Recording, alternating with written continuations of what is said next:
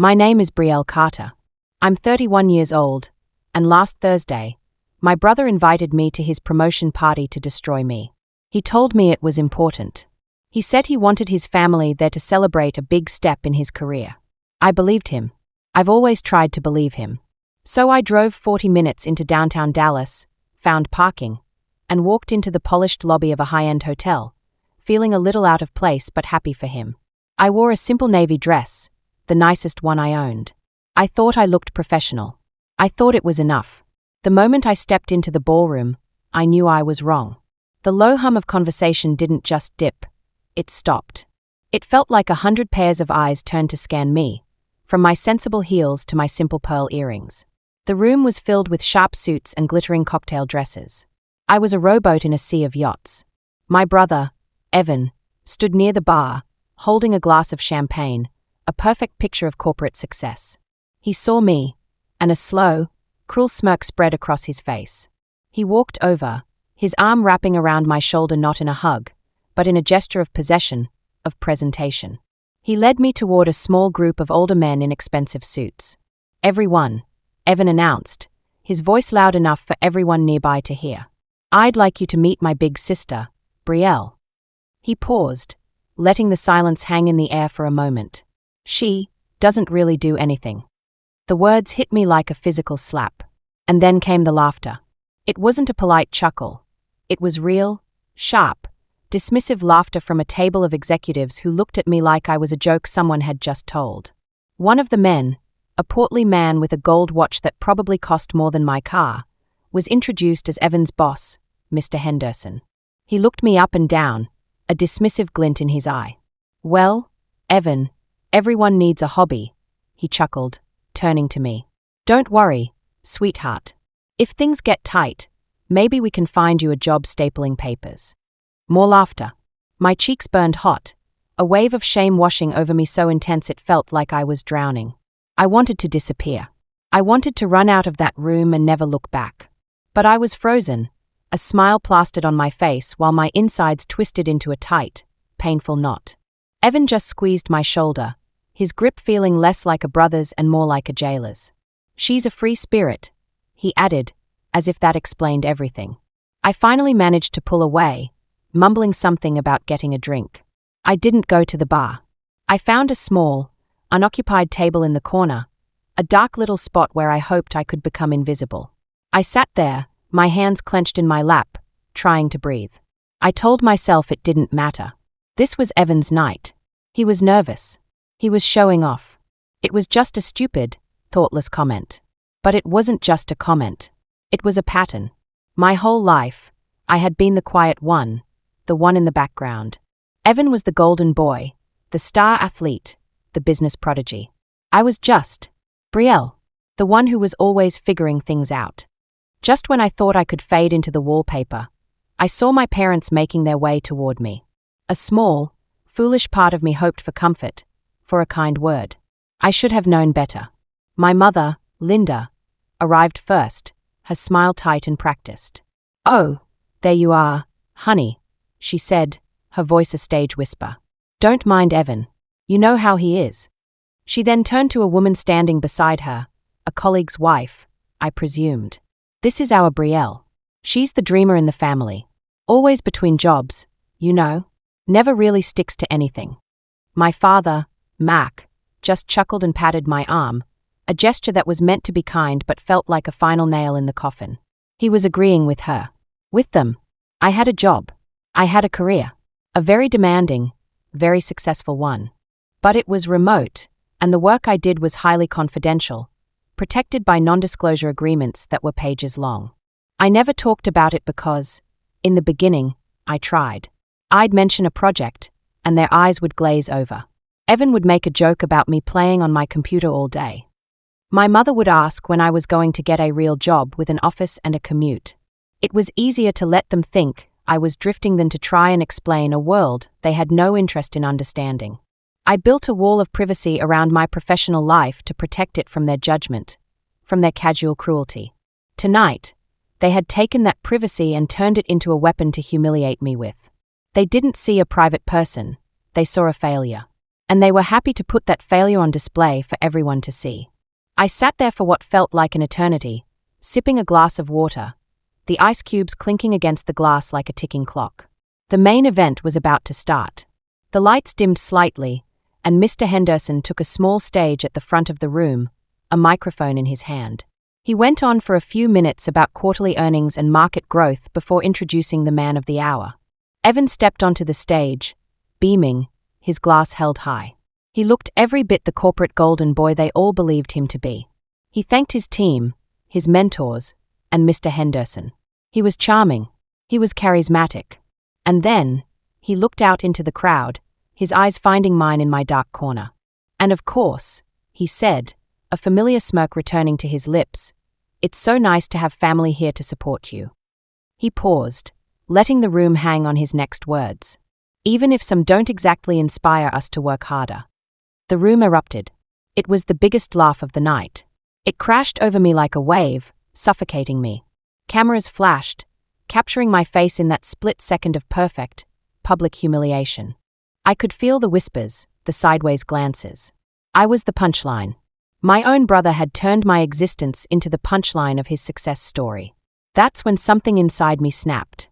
The shame didn't disappear, but it crystallized into something else.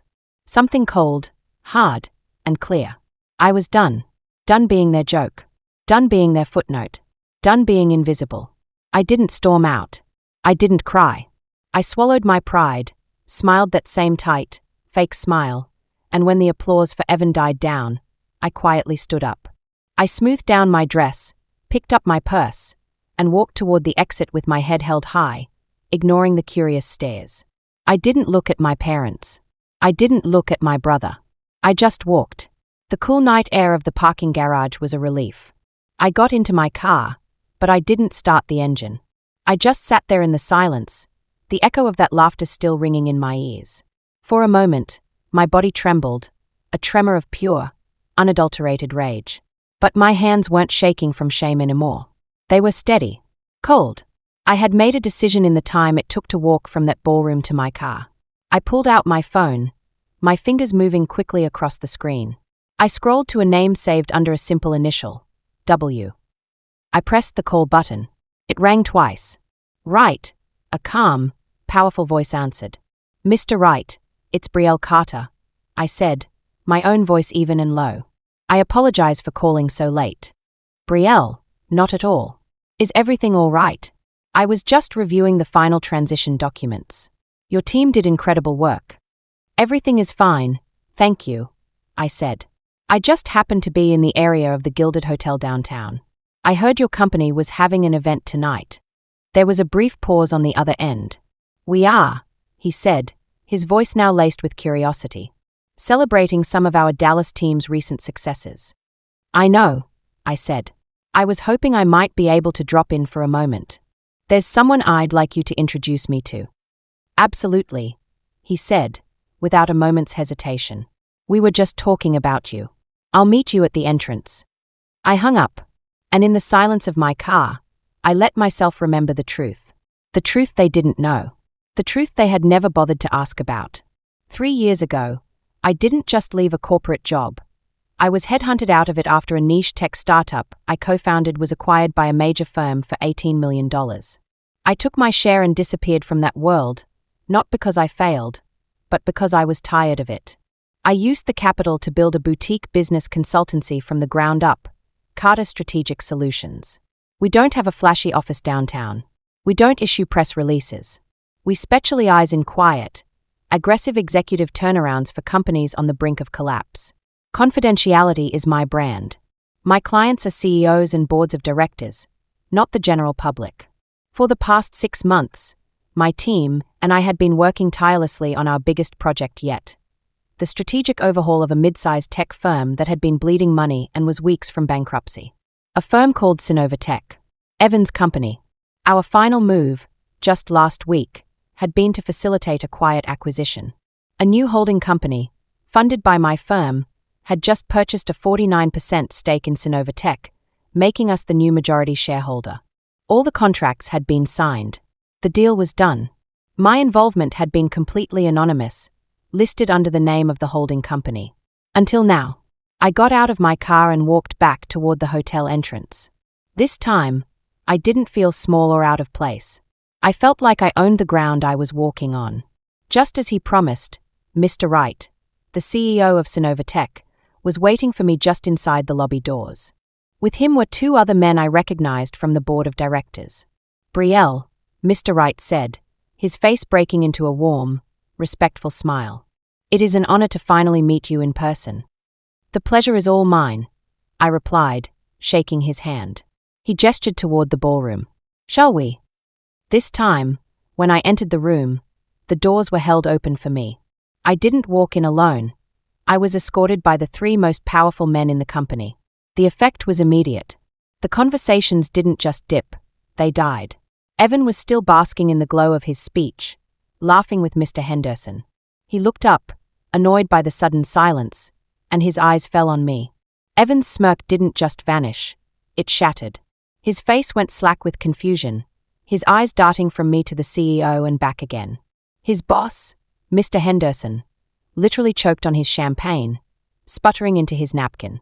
Across the room, I saw my mother's hand fly to her mouth, her eyes wide with disbelief. My father just looked pale, utterly lost. Mr. Wright led me toward the stage, and without a word, he took the microphone from the stand. The silence in the room was absolute, a vacuum of confusion and shock. Everyone, your attention, please, Mr. Wright said, his voice booming through the speakers. Before we continue the celebration, I'd like to introduce someone very important to the future of this company. He turned and gestured directly to me. Please join me in welcoming Brielle Carter. He paused, letting my name sink in. Then he delivered the final blow. Our newest majority shareholder and the architect of the turnaround that saved this company. If the room was silent before, it was now a tomb. You could have heard a pin drop on the thick carpet. Then, a wave of frantic whispers erupted. Phones were coming out, not for party pictures, but for frantic searching of my name, of my company. I saw the blood drain from Evan's face. He looked like he'd swallowed glass. I let the moment hang in the air, a perfect, exquisite silence. Then, I stepped off the stage and walked directly to the little group that had been the source of my pain. I stopped in front of my brother. He couldn't meet my eyes. I leaned in and spoke in a calm, quiet voice, for only him to hear. You're lucky you're good at your job, Evan. Ownership changes can shift priorities. His boss, Henderson, finally found his voice. Ms. Carter, I had no idea. What Evan said, what I said, it was just a joke. He started to stammer out an apology, his face slick with sweat. I didn't even look at him. I just turned my back on his pathetic excuses and faced Mr. Wright, a polite smile on my face. So, I said, my voice carrying easily in the silent room, about those third-quarter projections. The cameras were still flashing, but they weren't pointed at Evan anymore. This time, I was the headline. The aftermath was quiet, just as I designed it to be. I didn't fire Evan. That would have been too loud, too dramatic. It would have made it about family, about emotion. This was business. I let him keep his job, his new promotion. But his file was flagged, and he was placed on a mandatory 6-month performance review probation. He now reports to a new director, one of my people. He is being watched. Henderson was gone within 2 weeks. It was listed as a voluntary resignation to pursue other opportunities. We all knew what it was. He was replaced by a woman from my own firm, someone far more competent and far less inclined to make jokes about people's careers. My parents, they called me the next day, and the day after that. Their voices were strained, full of a new, awkward respect they didn't know what to do with. My mother asked about my work, her questions clumsy and hollow. My father just kept saying how proud he was. They haven't tried to make a joke about my career since. Our relationship isn't fixed. I don't think it ever will be. But it is, for the first time, honest. They know who I am now. That night, after I had returned home and washed the entire evening off my skin, my phone buzzed with a text message. It was from Evan. It was just 4 words. Asterisk, why didn't you tell me? Asterisk. I looked at the message for a long time. The little grey bubble containing a lifetime of condescension and willful ignorance. Then I typed my reply, my fingers steady and sure. Asterisk because you wouldn't have listened. But you'll remember now. Every time you sign my checks. Asterisk. I sent the message and turned my phone off. And for the first time in a very long time, I slept soundly.